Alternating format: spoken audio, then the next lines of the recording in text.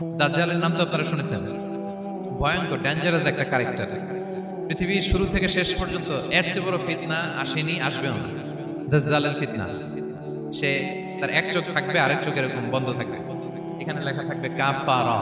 কোনোভাবেই তাকে দমানো যাবে না, হত্যা করা যাবে না। আল্লাহ নবী ঈসা আলাইহিস সালাম তাকে হত্যা করবেন।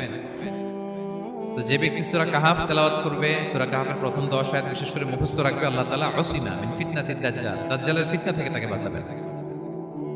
তো আমরা দাজ্জালের ফিতনা থেকে বাঁচতে চাই কি চাই না? আমরা যেন সূরা কাহাফের প্রথম 10 আয়াত মুখস্থ করি, সূরা কাহাফ যেন জুমার দিন আমরা তেলাওয়াত করি। So now the question arises, what is the relationship of Suratul Kahf with Dajjal? দাজ্জালের সাথে সূরা কাহাফের রিলেশনটার কারণ কি? একটা মেকানিজম তো এখানে আছে। এত সূরা থাকে, রাসূল সাল্লাল্লাহু আলাইহি ওয়াসাল্লাম কেন বলেন যে সূরা কাহাফ পড়লে দাজ্জালের ফিতনা থেকে বাঁচবে? কারণটা কি? এর কারণ হচ্ছে দাজ্জাল আমাদেরকে যে সমস্ত জিনিস দিয়ে ফিতনায় ফেলবে, ওই ফিতনাগুলোর সলিউশন আল্লাহ তাআলা সূরা কাহাফের ভিতরে রেখে দিয়েছেন। দাজ্জাল 4টা জিনিস দিয়ে আমাদেরকে ফিতনায় ফেলবে। ট্রায়াল অফ ফেইথ, এক নাম্বার। ঈমানের পরীক্ষা সে আমাদেরকে ফেলবে, আমাদের বিশ্বাস নিয়ে ছিনিমিনি খেলবে সে। এটার সলিউশন আছে সূরা কাহাফ, আমি বলবো আস্তে আস্তে। 2 নম্বরে দাজ্জাল আমাদেরকে ফিতনায় ফেলবে, দ্য ট্রায়াল অফ ওয়েলথ, সম্পদ দিয়ে সে আমাদেরকে ফিতনায় ফেলবে। 3 নম্বর, দ্য ট্রায়াল অফ নলেজ, জ্ঞান দিয়ে সে আমাদেরকে ফিতনায় ফেলবে। 4 নম্বর, দ্য ট্রায়াল অফ পাওয়ার, ক্ষমতা দিয়ে সে আমাদেরকে ফিতনায় ফেলবে। দাজ্জাল 4টা জিনিস দিয়ে আমাদেরকে পরীক্ষায় ফেলবে। কয়টা? এক হচ্ছে ঈমানি পরীক্ষা, 2 হচ্ছে সম্পদ দিয়ে পরীক্ষা, 3 হচ্ছে জ্ঞান দিয়ে পরীক্ষা, 4 হচ্ছে ক্ষমতা দিয়ে পরীক্ষা। সে ঈমানের পরীক্ষায় আমাদেরকে ফেলবে। সে এসে বলবে আমি তোমার রব, এবং এটা প্রমাণ করার জন্য যা যা দরকার আল্লাহ তাআলা তাকে সব দিবেন, সে সব করতে পারবে। সে বলবে আমি তোমার রব। যদি বিশ্বাস না হয়, তোমার বাবাকে যদি জীবিত করে বিশ্বাস করবে, অনেকে বলবে হ্যাঁ আমার আব্বাকে জীবিত করে দেখান, তো তার বাবাকে ঠিকই সে জীবিত করে ফেলবে। আসলে শয়তান তার বাবার সুরাত নিয়ে সামনে দাঁড়াবে, আরে তাই তো, এটাই তো আমার বাবা, এটাই তো আমার দাদা। মানুষ ফিতনায় পড়ে যাবে, ঈমানের ফিতনায়। সে ভাবে আসলে এটাই বোধহয় আমার রব, এবং তাকে এত ক্ষমতা দেয়া হবে, তার ডান দিকে থাকবে জান্নাত, বাঁ দিকে জাহান্নাম। তার কাছে আল্লাহ এটা দিবে, যে তার কথা শুনবে তাকে সে জান্নাতে ঢুকাবে, কিন্তু জান্নাতে ঢুকে সে জাহান্নামের শাস্তি ভোগ করবে। এটা তার বাইরের মানুষ বুঝবে না, অ্যাপারেন্টলি এটা জান্নাত। আর যে তাকে মানবে না, তাকে সে জাহান্নামে ফেলবে, কিন্তু জাহান্নামে ঢুকলেও সে জান্নাতের নাজ নেওয়া করবে। তাহলে এই যে ঈমানের ফিতনায় সে ফেলে দেবে আমাদেরকে। তো ঈমান কি করে বাঁচাবো, এটা সলিউশন আমি শোনাবো আপনাদের। 2 নম্বরে সে আমাদেরকে সম্পদ দিয়ে ফিতনায় ফেলবে। যার যা লাগবে সে তাই দিতে পারবে, যা লাগবে। সে যদি আকাশকে বলে আকাশ বৃষ্টি দাও, যাকে তারা মানবে ওই এলাকায় বৃষ্টি হবে, সুজলা সুফলা শস্য শ্যামলা হবে, সে সমস্ত এলাকা ফল মূলে ভর্তি হবে, বরকত আর বরকত। আর যে এলাকার লোকেরা, জনপদের লোকেরা তাকে মানবে না, সে বলবে ওখানে বৃষ্টি হবে না, হবেও না। ওখানে খরা, দুর্ভিক্ষ, মাটি ফেটে চলছে, মানুষ না খেয়ে মরবে, মহামারী, দুর্ভিক্ষ দেখা দেবে। তখন বিশ্ববাসী মনে করবে এটাই বোধহয় আমাদের রব। তার মানে সম্পদ দিয়ে ফিতনায় ফেলে দেবে। 3 নম্বর হচ্ছে নলেজ, তার জ্ঞানের কাছে গোটা বিশ্ব হার মানবে। পূর্বের পরের যত জ্ঞান আছে সব আল্লাহ তাকে দিবে। ইলমুল আউয়ালিন ওয়াল আখিরিন, এমন কোনো প্রশ্ন নেই যেটা দিয়ে তাকে আটকানো যায়। যাই জিজ্ঞেস করবেন সব জানতা, সব বলে দেয়। ভবিষ্যৎবাণী বলে দিবে, বলবে আগামীকাল ওইখানে অমুক দেশে বোমা বিস্ফোরণ হবে, হবে ওইখানে, ওখানে দুর্ভিক্ষ হবে, হবে, ভূমিকম্প হবে, হবে। সে যা বলবে তাই হবে। তার জ্ঞানের এই বহর দেখে মানুষ ফিতনায় পড়ে যায়। 4 নম্বর হচ্ছে দ্য ট্রায়াল অফ পাওয়ার, ক্ষমতা। তার ক্ষমতার সামনে সব কিছু একেবারে ছিন্ন বিচ্ছিন্ন হয়ে যাবে, এত ক্ষমতা হবে তার। সে যেমনটি বলবে তেমনটি করতে হবে। বাতাসের চেয়ে দ্রুত বেগে সে এক দেশ থেকে আরেক দেশে চলে যাবে। তো তার এই সমস্ত অলৌকিক ক্ষমতা দেখে মানুষ ফিতনায় পড়ে যাবে। এবং এই ফিতনা, এই পরীক্ষার মুহূর্তগুলোতে মানুষ কিভাবে নিজেকে ধরে রাখবে, তার সলিউশন আল্লাহ তাআলা সূরা কাহফে দিয়েছেন। এই 4টা ফিতনা থেকে বাঁচার জন্য আল্লাহ সূরা কাহফে 4টা ঘটনা উল্লেখ করেছেন। কয়টা? 1 নম্বর হচ্ছে আসহাবে কাহফ, যুবকদের ঘটনা, 7 জন যুবকদের ঘটনা। ঈমান কি করে বাঁচাবেন, সলিউশন ওখানে। সম্পদের ফিতনা থেকে কিভাবে নিজেকে বাঁচাবেন, এজন্য একজন বাগানওয়ালার ঘটনা আল্লাহ সেখানে। জ্ঞানের ফিতনা থেকে কি করে বাঁচবেন, এজন্য আল্লাহ তাআলা মুসা আলাইহিস সালাম এবং খিজির আলাইহিস সালামের ঘটনা সেখানে উল্লেখ করেছেন। আর ক্ষমতার ফিতনা থেকে কি করে বাঁচবেন, এটা বোঝানোর জন্য আল্লাহ তাআলা যুলকারনাইনের ঘটনা উল্লেখ করেছেন। 4টা ফিতনা থেকে বাঁচার জন্য কয়টা ঘটনা?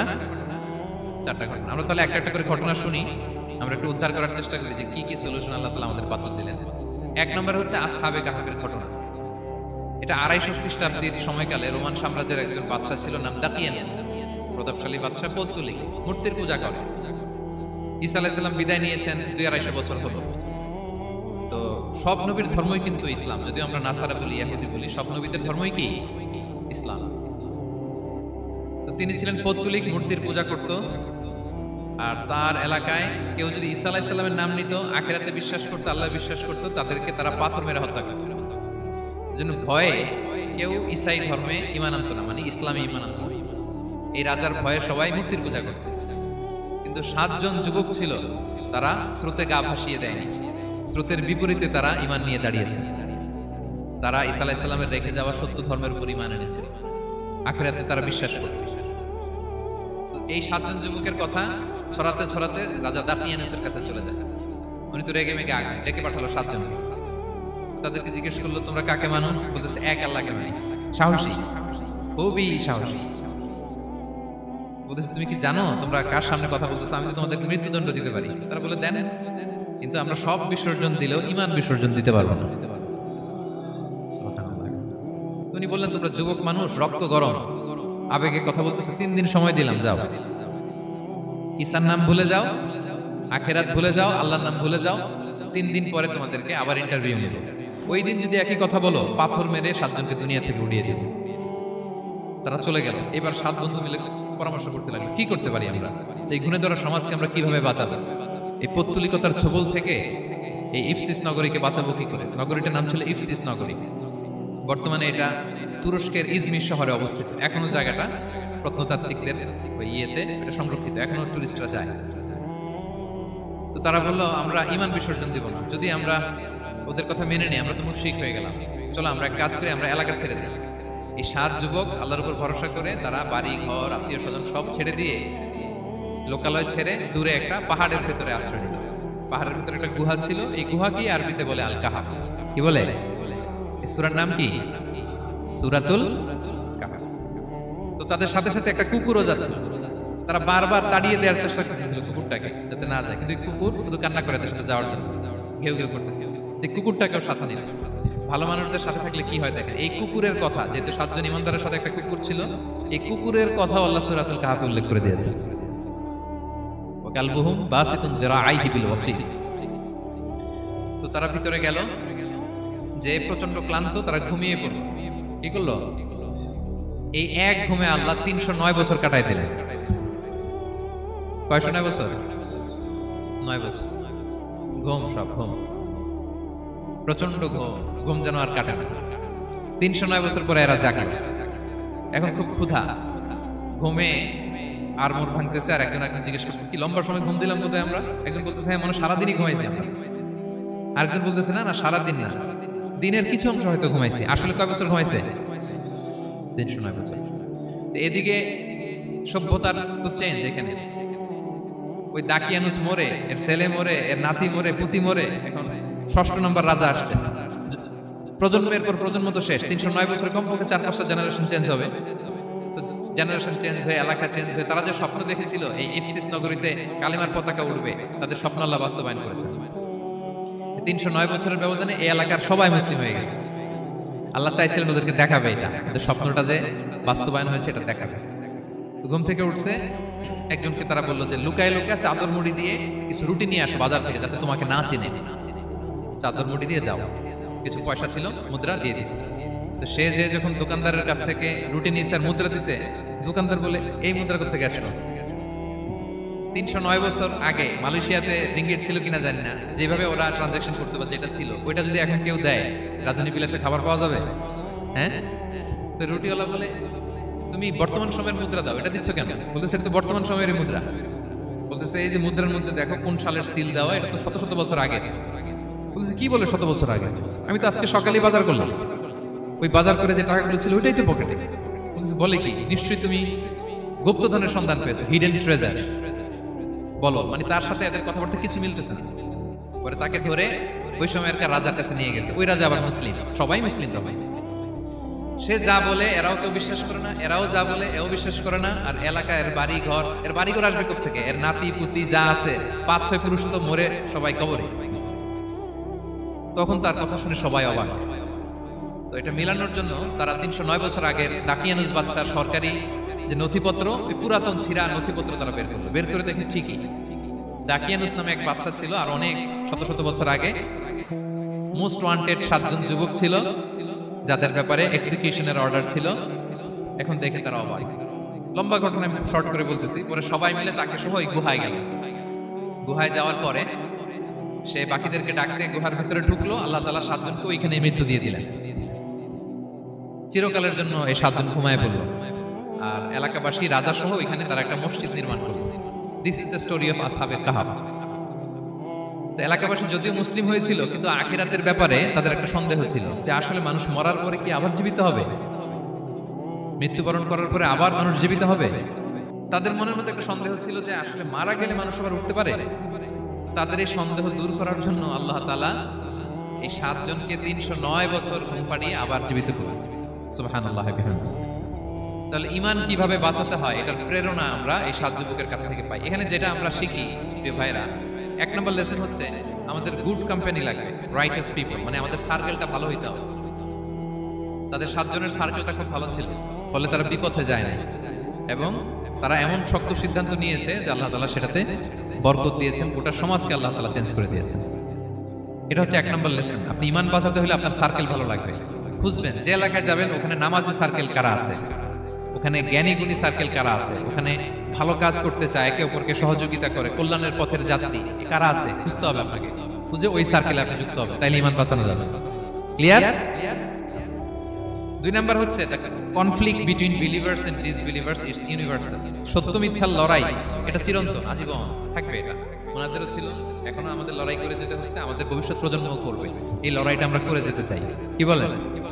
হ্যাঁ, থামা যাবে না? আমরা থামতে আসি নাই, আমরা এই লড়াইটা করে যাব। আমরা সত্যের কথা বলেই যাব ইনশাআল্লাহ। বলেন।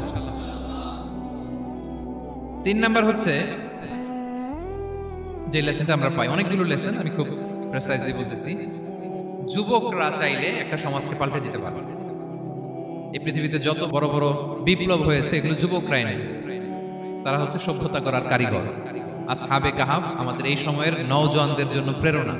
তারা আমাদের জন্য প্রেরণার বাতি হয়। তারা যেমনি ঈমানকে রক্ষা করেছে, আমাদের যুবকরা চাইলেও তাদের ঈমানি চেতনা দিয়ে, স্পিরিট দিয়ে সমাজটাকে পাল্টে দিতে পারে। কি বলেন? এখানে বেশিরভাগই তো যুবক। হ্যাঁ, গুড সার্কেলে থাকবেন তো আপনারা? সত্যের পক্ষে সবাই থাকবেন তো? আল্লাহ তাআলা কবুল করুন। আচ্ছা, এবার 2 নাম্বার ছিল সম্পদের ফিতনা, কিভাবে বাঁচবেন। আসহাবে কাহাফের পরে সূরা কাহাফে আল্লাহ তাআলা একজন বাগানওয়ালার ঘটনা বলেছে। 2 জন বন্ধু, একজন একটু গরিব, সে বিশ্বাসী, আরেকজন ধনী, সে অবিশ্বাসী। তাকে আল্লাহ তাআলা বিশাল বড় খেজুরের বাগান আর আঙ্গুরের বাগান দিয়েছেন, বিশাল অনেক বড় বিজনেস ম্যাগনেট। তো এই সম্পদের অহংকার সে করত। সে প্রায় তার গরিব বন্ধুকে বলতো যে তোর চেয়ে আমার সম্পদও বেশি, সন্তানও বেশি, জনবল বেশি, লোকবল বেশি, অর্থবল বেশি, সব বেশি। অহংকারে তার পা মাটিতে পড়ত। আর সে আখিরাতে অবিশ্বাস করত এবং সে বলতো যে এই সম্পদ আমারে বাঁচাবে, চিরকাল আমাকে স্মরণীয় করে রাখবে, এই সম্পদ কোনোদিন যাবে না।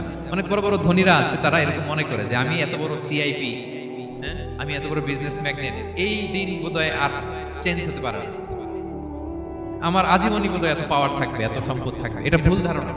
এটা কি ভুল ধারণা? এই যে তুরস্কে দুর্ভিক্ষ হইল না, আপনারা দেখছেন না যে অনেক সম্পদের মালিক বাড়ি ঘর ভেঙে রাস্তার ফকির। এখন ওই যে রিফিউজিদের জন্য যে খাবার আসছে ওখানে লাইনে দাঁড়াইছে, কারণ এখন লাইনে না দাঁড়ালে খাবারও তো মিলবে না। 1000 কোটি টাকার মালিক ছিল, ভেঙে চুরে সব শেষ। এখন রিলিফের নেওয়ার জন্য দুস্থদের কাতারে ওখানে দাঁড়াইছে, কারণ দাঁড়াইলেই কিছু খাবার পাওয়া যাবে, খিচুড়ি পাওয়া যাবে, তা না হলে তো খাবারটাও মিলবে না। এই যে বঙ্গবাজারে আগুন লাগলো আমাদের বাংলাদেশে, 20টা-25টাও দোকান ছিল অনেকের যাদের অন্যান্য বিজনেস আছে তারা হয়তো সার্ভাইভ করতে পারতেছে, কিন্তু এমন অনেক ব্যবসায়ী ছিল সব শেষ, জ্বলে পুড়ে, তার টাকা পয়সা পুঁজি স্বপ্ন সব শেষ। তো ধনীকে গরিব বানাতে আল্লাহর 1 সেকেন্ডও লাগে না। ওই বিশাল প্রাসাদ থেকে টেনে ভাঙ্গা থালা হাতে দিয়ে রাস্তায় নামাইতে আল্লাহ কয় সেকেন্ড লাগে বলেন তো? 1 সেকেন্ডও লাগে না। সো এই লেসনটা কিন্তু আমাদের নিতে হবে। এবং ওই ব্যক্তির নসিবে তাই ঘটেছিল। সে যখন অহংকার করতেছিল, আল্লাহ তাআলা আকাশ থেকে হুসবান একটা আগুন পাঠালো। ওই আগুন এসে তার আঙ্গুরের বাগান, তার খেজুরের বাগান, বিশাল মাইলকে মাইল এই বাগান জ্বালিয়ে পুরো মুহূর্তের মধ্যে সারখার করে, এবং মুহূর্তের মধ্যে সে পথের ভিখারি, ফকির। এই ঘটনাটা এনে আল্লাহ তাআলা সম্পদশালীদেরকে রিমাইন্ডার দিলেন যে এই সম্পদের ফিতনায় তোমরা পড়ে যেও না। আমরা সম্পদশালী হলে বাস্তবতা অনেক সময় ভুলে যাই। সূরাতুল হুমাযাতে আল্লাহ তাআলা বলেন ইয়াহসাবু আন্না মালাহু আখলাদা, সম্পদশালীরা মনে করে এই সম্পদ আমাকে চিরকাল বাঁচিয়ে রাখবে, চিরকাল বোধহয় এই সম্পদ আমার হাতে থাকবে। না, এটা হাতের ময়লা, আজ আছে কাল নাই, যে কোনো সময় চলে যেতে পারে। এটা হচ্ছে ম্যাটেরিয়ালিস্টিক আউটলুক, বস্তুবাদী চিন্তা থেকে এই আমাদের ধনী ভাইদের এই সমস্যাটা হয়। ভোগবাদী চিন্তার প্রভাব আর কি। সম্পদ যখন হাতে থাকে ধরাকে সরাজ্ঞান করে, মনে করে যে সবই আমার কন্ট্রোলে। না, আপনারে ওই গরিবের কাতারে আনতে, ওই রিলিফের সম্পদ নেওয়ার জন্য ওই লাইনে দাঁড় করাইতে আল্লাহর 1 সেকেন্ডও লাগে না। এটা খেয়াল রাখতে হবে। আমরা যখন প্রাইভেট কারে চড়ি মাঝে মাঝে অনেকে এসে হাত পাতে, এদেরকে ছোট করা যাবে না। গল্পটা আল্লাহ ভিন্ন করতে আল্লাহর 1 সেকেন্ডও লাগে না। ওইদিকে আমি দাঁড়ায় হাত পাততাম আর উনি প্রাইভেট কারে বসে থাকতো। আল্লাহ চাইলে এরকম করতে পারতেন না? পারতেন। তো এখান থেকে আমাদের জন্য শিক্ষা হচ্ছে সম্পদ এটা ক্ষণস্থায়ী, আজ আছে কাল নাই। এটা ক্ষণস্থায়ী, এটাকে এভারলাস্টিং মনে করা যাবে না। এভারলাস্টিং হচ্ছে আখিরাত। ওয়ালাল আখিরাতু খায়রুল লাকা মিনাল উলা, আখিরাত তোমার জন্য দুনিয়ার চেয়ে শ্রেষ্ঠ। এবং আল্লাহ তাআলা দৃষ্টান্ত একটা দিয়েছেন যে দুনিয়ার জীবনটা হচ্ছে কামা, ওই পানির মতো যেটা আনসালনাহু মিনাস সামা, আকাশ থেকে নাজিল করেছি। ওই পানি ক্ষেতের মধ্যে পড়ে ফসল, ফুল ফসল হয়েছে। এরপরে যখন ফসল কাটা হয় ওই ক্ষেত খামার এগুলো তৃণলতা হয়ে যায়, ভুসির মতো হয়ে যায়। তখন বাতাসের ঝাপটায় একবার এদিকে যায় একবার ওদিকে যায়। অনেক লম্বা উপমা, আমি সংক্ষেপে বললাম। তো শেষ আউটপুটটা হচ্ছে এটা, সম্পদ এটা মুহূর্তেই চলে যেতে পারে। সম্পদ উপার্জন জায়েজ আছে, মুসলিমরা সম্পদ উপার্জন করতে পারবে, কোনো অসুবিধা নাই। আপনি যদি ধনী হন এটা ভালো, ফলে আপনি যাকাত দিতে পারবেন, অসহায় দুস্থদের সহায়তা করতে পারবেন, কন্ট্রিবিউট করতে পারবেন। আপনি সম্পদ হাতের মুঠোয় নেবেন, কন্ট্রোল করবেন, কিন্তু এই দিকে স্থান দিবেন না। দ্যাটস ইট, তাহলেই হবে। আমরা সম্পদ কি করতে পারবো? উপার্জন করতে পারবো, কিন্তু হৃদয়ে স্থান দিতে পারবো না। হৃদয়ে স্থান থাকবে আখিরাতে। এই মাইন্ডসেট যদি আপনি গড়ে তোলেন তাহলে সম্পদের ফিতনা আপনি কখনো পড়বেন না। এই পয়েন্টটা কি ক্লিয়ার সবার? ক্লিয়ার। 3 নাম্বার ফিতনা ছিল কিসের ফিতনা দেখি কে বলতে পারে? প্রথমটা হচ্ছে বিশ্বাস বা ঈমানের ফিতনা, 2 নাম্বার হচ্ছে সম্পদের ফিতনা, 3 নাম্বার জ্ঞানের ফিতনা। জ্ঞানেরও কিন্তু ইলমেরও একটা গরম আছে। যার ইলম আছে তার মধ্যে এই সমস্যাটা কাজ করে। সেটার জন্য আল্লাহ তাআলা মুসা আলাইহিস সালাম, খিজির আলাইহিস সালামের ঘটনা বলেন। আমি খুব সংক্ষেপে বলবো, সময় কম। মুসা আলাইহিস সালাম হচ্ছে বনি ইসরাইলের নবী, আর খিজির আলাইহিস সালাম কেউ বলেছেন নবী, কেউ বলেছেন আল্লাহর ওলি। আসলে আরবিতে ওনার নাম খদির, আমরা বাংলায় বলি খিজির। খদির মানে সবুজ। উনি যে কোনো জায়গায় বসলে ওখানে মরা গাছ, লতা পাতা এগুলো সবুজ হয়ে যেত। অনুর্বর এলাকার উপর দিয়ে হেঁটে গেলে ওটা উর্বর হয়ে যেত। তো মুসা আলাইহিস সালাম একবার ওয়াজ করতেছেন এইভাবে বনি ইসরাইলের সামনে, খুতবা দিচ্ছেন। হঠাৎ এক লোক দাঁড়ায় বলে, ইয়া নবী আল্লাহ, মান আ'লামু ফিল আরদ, বর্তমান পৃথিবীতে সবচেয়ে জ্ঞানী কে? মুসা আলাইহিস সালাম বলেন ফাকালা আনা, আমি। কি বললেন?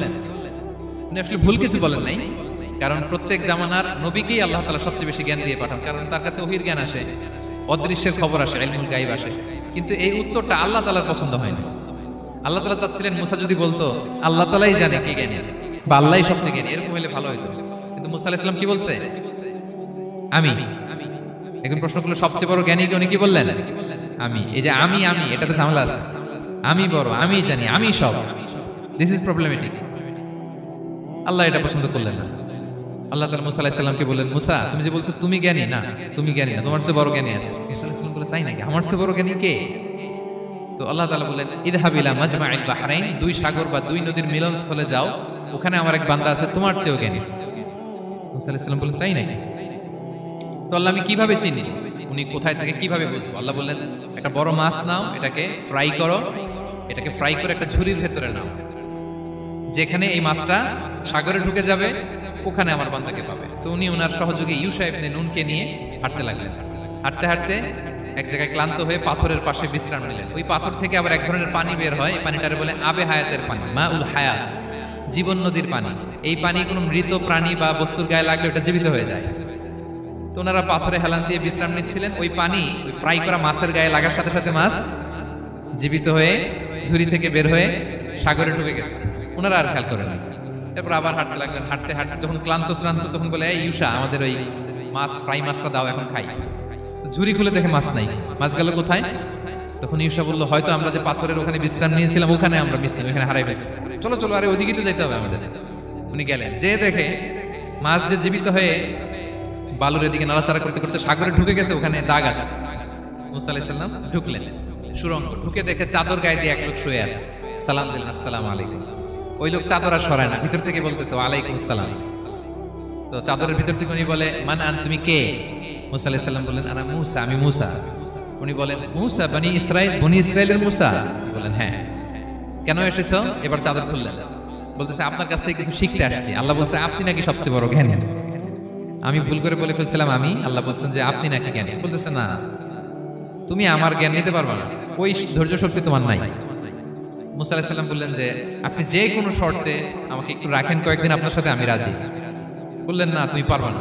মুসা আলাইহিস সালাম জোর করতে লাগলেন, অবশেষে খিদির আলাইহিস সালাম রাজি হলেন। বললেন শর্ত হচ্ছে আমি যাই করি আর না করি আমাকে কোনো প্রশ্ন করা যাবে না। মুসা আলাইহিস সালাম বললেন ওকে। সফর শুরু হলো। সামনে নদী, এক লোক তাদের নৌকা দিয়ে নদী পার করাই দিল। নদী পারাপারের পর খিজির আলাইহিস সালাম লাঠি দিয়ে নৌকার তলাটা ছিদ্র করে দিলেন। মুসা আলাইহিস সালাম বললেন ইন্নালিল্লাহ, এটা আপনি কি করলেন? ওরা আমাদেরকে নদী পার করে দিল, আর যে ভাড়াটা আসছিল এটাও নিল না, আমাদেরকে সম্মান দেখালো, আপনি নৌকা ছিদ্র করে দিলেন। খিজির আলাইহিস সালাম বলছে এই যে আমি বলছিলাম না তুমি ধৈর্য ধারণ করতে পারবে না, যাও তোমার রাস্তায় তুমি আমার রাস্তায় না। মুসা আলাইহিস সালাম আবার ক্ষমা চাচ্ছেন যে আপনি আমার ক্ষমা করেন, আমি তো ভুলে গেছি। আর প্রশ্ন করবেন না। চলতে লাগলেন। হঠাৎ বাচ্চারা খেলতেছে, এক বাচ্চাকে ধরে হত্যা করলেন খিজির আলাইহিস সালাম। এবার তো মুসা আলাইহিস সালাম রেগে গেছে, আপনি করলেনটা কি? নিষ্পাপ ফুলের মতো শিশুকে হত্যা করলেন। খিজির আলাইহিস সালাম বলে এই যে আমি জানতাম যে তুমি ধৈর্য ধারণ করতে পারবে না, তোমার রাস্তা এক আমার রাস্তা এক, যাও। এবার মুসা আলাইহিস সালাম করজোর করতেছে যে this is the last chance, একটা ফাইনাল চান্স দেন, একটা সুযোগ দেন, আর আমি প্রশ্ন করব, এটাই লাস্ট। বলেন ওকে ঠিক আছে। হাঁটতে হাঁটতে এক ইহুদি বসতির সামনে যে হাজির, দুজনই খুব ক্ষুধার্ত, খাবার চাইলো, এরা আবার কৃপণ, খাবার দিল না। তো খিজির আলাইহিস সালাম বললেন ঠিক আছে খাবার যেটা দিচ্ছেন আমরা চলে যাই। যাওয়ার পথে দেখতেছে এই এলাকার একটা দেয়াল ভেঙে পড়ে যাবে। উনি বলেন মুসা চলো এটা ঠিক করে দেই। দুইজন মিলে প্রচন্ড ক্ষুধায় এটা সেটা এনে দেয়ালটা তৈরি করতেছে। মুসা আলাইহিস সালাম তো এমনিই রাগী, পেটে আবার ক্ষুধা, আবার বলছে কিছু বলাও যাবে না। তিনি এবার আর প্রশ্ন করেন, বলতেছে ওরা এত কিপটামি করলো আর আপনি এটা করে দিলেন, আপনি তো চাইলে এটা টাকা নিতে পারতেন, পারিশ্রমিক নিতে পারতেন চাইলে। এই কথা বলার পর খিজির আলাইহিস সালাম বললেন হাযা ফিরাকু বাইনি ওয়া বাইনি, এখানেই তোমার আর আমার সেপারেশন, আর সামনে আগানো যাবে না, তোমার কোনো ধৈর্যই নাই। তো এতটুকু তোমাকে আমি বলি যে আমি একটাও আল্লাহর আদেশ ছাড়া করি নাই, আল্লাহর আদেশে আমি করেছি। কি? এক নম্বর হচ্ছে ওই যে আমাদের ভাড়া নিতে চাইলো না, আমাদেরকে পার করে দিল, নৌকাটা ছিদ্র করেছি কারণ এই এলাকায় একজন জালিম বাদশা আছে, সে নৌকা পেলেই গরিব মাঝিদের নৌকা সিজ করে নিয়ে যায়। তো এটাকে যখন তলায় ছিদ্র করে দিছি, এই রাজার লোকেরা এসে দেখবে যে এটা তলা ছিদ্র, তো পানি ঢুকতেছে, এটা নিবে না, ওরা পরে সামহাও এটা রিপেয়ার করে চালাইতে পারবে। মুসা আলাইহিস সালাম বলে সুবহানাল্লাহ, তাই তো, এটা তো আমি বুঝতে পারি নাই। আর ওই ছোট শিশুটাকে হত্যা করছি, ও অনেক বড় জালিম হবে এলাকার, তার ফিতনায় এলাকাবাসী তটস্থ থাকবে, সে তার মা বাবাকেও জাহান্নামে নেবে। এজন্য আল্লাহ তাআলা আদেশ দিয়েছেন আমাকে, আল্লাহর আদেশে আমি তাকে হত্যা করেছি। মুসা আলাইহিস সালাম বললেন তাই তো, এটা তো অনেক ভালো কাজ করছেন। তাইলে বলতেছে তাহলে ওইটা বলে, খাবারও দিল না, এত কৃপণ, এদের দেয়াল কেন ঠিক করতে গেলেন আপনি? তখন তিনি বললেন যে আসলে এটা একটা ইয়াতিমদের ঘর ছিল, দুইটা ইয়াতিম শিশু, তাদের বাবা মা খুব ভালো ছিল, আর এই দেয়ালের নিচে আছে গুপ্তধন, এই দেয়ালটা পড়ে যাবে, এই গুপ্তধন তারা ছোট মানুষ নিতে পারবে না, এলাকাবাসী তাদেরকে বঞ্চিত করে নিয়ে যাবে। আমি দেয়াল গড়ে দিলাম যাতে করে তারা যখন প্রাপ্তবয়স্ক হয় নিজেদের সম্পদ নিজেরা বুঝে নিতে পারে। সুবহানাল্লাহ ওয়া বিহামদিহি। মুসা আলাইহিস সালাম বলে তাই তো, এগুলো তো আমি বুঝতে পারি নাই। তো এই ছিল খুব সংক্ষিপ্ত পরিসরে মুসা আলাইহিস সালাম খিজির আলাইহিস সালামের ঘটনা। তো রাসূল সাল্লাল্লাহু আলাইহি ওয়াসাল্লাম বুখারীতে একটা চমৎকার কথা বলেছেন, তিনি বলেছিলেন ওয়াদিদনা আন্না মুসা সাবার হাত্তা ইউকাসসা আলাইনা মিন আমরিহি। রাসূল সাল্লাল্লাহু আলাইহি ওয়াসাল্লাম বলেছিলেন ইস, আমার ভাই মুসা যদি আরেকটু ধৈর্য ধরতো তাহলে আরো কিছু অজানা তথ্য আমরা জানতে পারতাম। এখান থেকে, এই ঘটনা থেকে আমরা কি শিখলাম? প্রথম যেটা আমরা শিখলাম, জ্ঞান নিয়ে বড়াই করতে হবে, ঠিক কিনা? জানার কোনো শেষ নেই, জাননেওয়ালার উপরও জাননেওয়ালা আছে, জ্ঞানীর উপরও জ্ঞানী আছে। আপনি কিছু জেনেই মনে করবেন না আমি সব জানি। আপনার চাইতে বেশি জ্ঞানী অনেকে আছে, অনেক সময় বক্তার চাইতে শ্রোতারা অনেক জ্ঞানী। হয়তো এখানে এমন অনেক জ্ঞানী লোক আছে যার ধারে কাছেও আমরা কেউ নেই, হতে পারে। সো আমি সব জানি, এটা ভুল, এটা শয়তান বলে। এটা কে বলে? শয়তান বলে। আবু নাওয়াস একটা কবিতা লিখেছেন, ওয়াকুল লিমান ইয়াদঈ ফিল ইলমি ফালসাফাতান হাবাসতা শাইআন ওয়া গাবাত আনকা আশিয়াউ। কেউ যদি বলে আমি সব জানি, তুমি তাকে বৃদ্ধাঙ্গুলি দেখিয়ে বলো আপনি কিছুই জানেন না, আপনি অল্প কিছু জেনেছেন, জানার এখনো অনেক বাকি। তাহলে মুসা আলাইহিস সালামের এই ঘটনা জিজ্ঞেস করা হলো কে জ্ঞানী, উনি বলেন আমি জ্ঞানী। এরকম কি আমরা কখনো বলবো? না। সবচাইতে বড় জ্ঞানী কে? ওয়া ফাওকা কুল্লি যী ইলমিন আলিম, সবচেয়ে বড় জ্ঞানী আল্লাহ তাআলা। সো জ্ঞান নিয়ে আমরা অহংকার করব না। 2 নম্বর যে শিক্ষাটা আমরা পাই, ওই যে নৌকা দিয়ে পারাপার হচ্ছিল, তখন একটা চড়ুই পাখি এসে সাগরের মধ্যে মুখ দিয়েছিল। তো খিজির আলাইহিস সালাম বললেন, মুসা তুমি কি চড়ুই পাখিটা দেখতে পাচ্ছ? হ্যাঁ দেখতে পাচ্ছি। চড়ুই পাখিটা যে সাগরে মুখ দিলে দেখতে পাচ্ছ? হ্যাঁ দেখতে পাচ্ছি।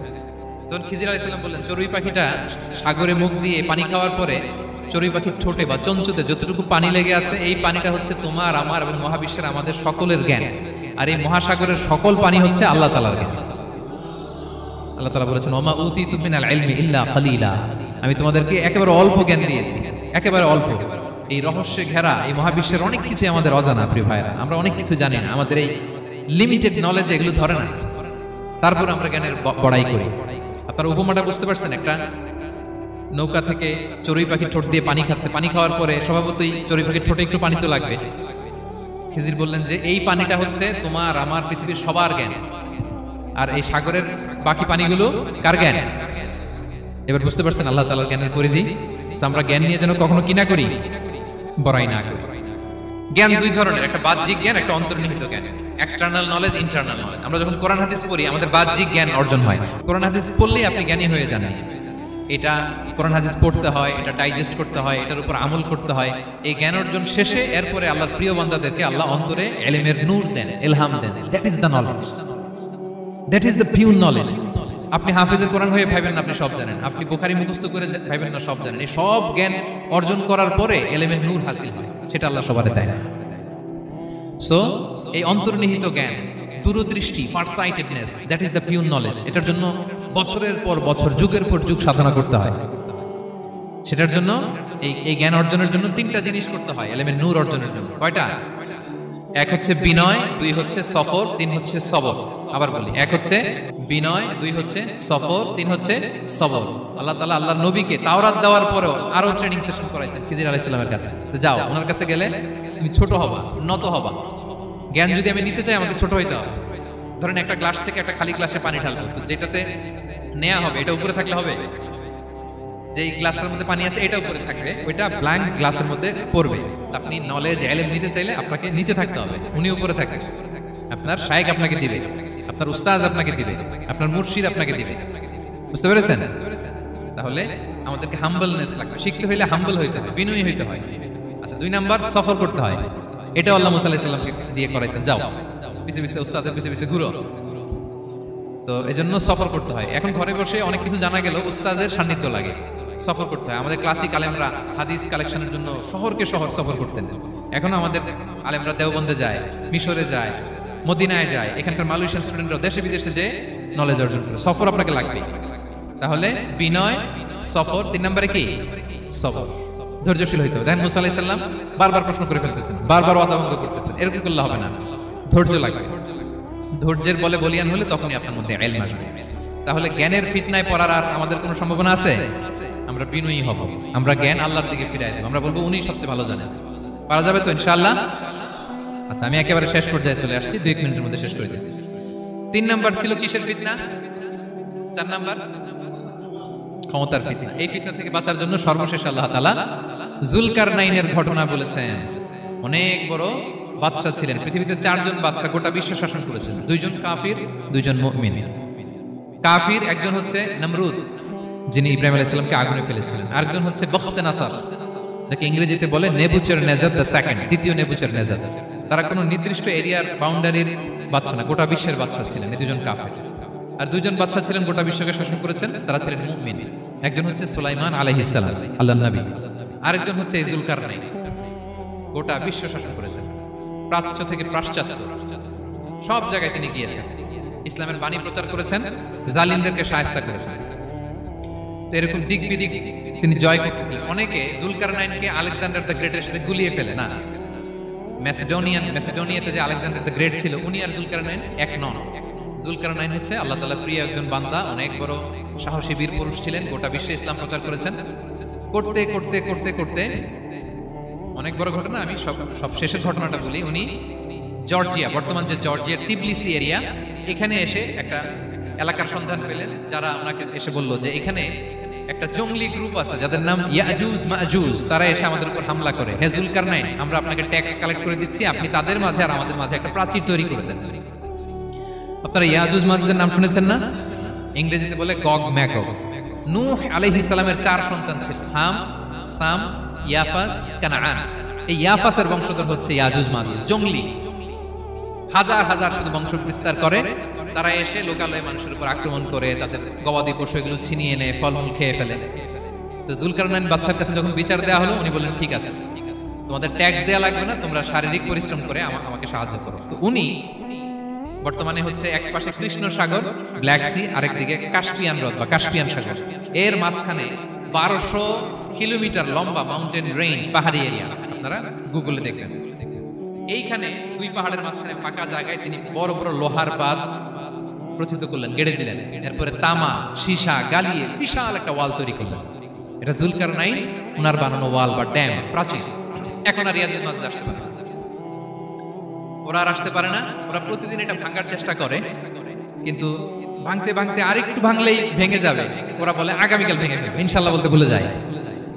এজন্য এরপরের দিন এসে দেখে আবার এটা আগের মতো হয়ে আসছে। কিয়ামতের আগ দিয়ে ওদের মধ্যে এই ইনশাআল্লাহর প্রেরণা আসবে। তাদের একজন বলে উঠবে, আগামীকাল ইনশাআল্লাহ আমরা এটা ভেঙে খান খান করে দেব, ঠিকই ভেঙে ফেলবে। তখন তারা ভেঙে চুরে কুটি কুটি ইয়াজুজ মাজুজের দল এসে হামলে পড়বে। সামনে পড়বে তাবারিয়া সাগর। এক দল এসে তাবারিয়া সাগর এমন ভাবে খাবে, এই দল যাওয়ার পরে আরেক দল এসে এখানে যে সাগরে যে পানি ছিল এটা কল্পনাই করতে পারবে না। তারা পৃথিবীতে ফিতনা ফাসাদ করবে। ঈসা আলাইহিস সালাম তখন আসবেন, দোয়া করবে আল্লাহ তাআলার কাছে মুমিনরা, একটা মহামারী দিবে আল্লাহ তাআলা ইয়াজুজ মাজুজের মধ্যে, ওরা মরে যাবে সব। এরপর বিশাল এক পাখি এসে তাদেরকে আল্লাহর মর্জি মাফিক এমন এক জায়গায় ফেলে আসবে, কেউ জানবে না। তো তারা যে পচে গলে মাটির সাথে মিশেছিল, এই গলিত লাশ থেকে মাটি খুব উর্বর হয়ে যাবে।